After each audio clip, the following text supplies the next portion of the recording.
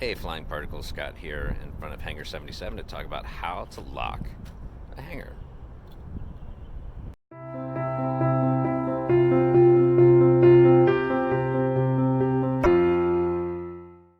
So as we look at this hangar, this one actually is not locked correctly. So there are two things wrong here. One,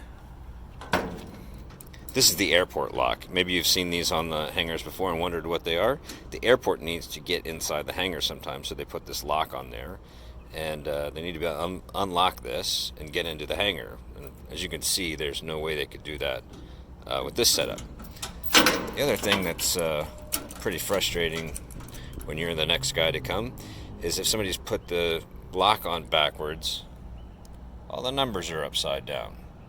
So let's fix those two problems. Okay, so you can see I got the lock open now. Believe it or not, there's actually a front and the back to these locks. If you look really closely at the front of the shank here, you'll see some writing on it. And if I flip this over, you'll see the backside doesn't have any writing on it. So make sure that the front of the lock is facing out, the writing's facing out. The other way to think about it is this little hole right there should be on the right-hand side when you close it. If the hole's on the left, then it's going to be backwards. Or if the writing is this way, it's facing backwards, then the numbers are going to be on the upside down on these. So that's the first problem solved.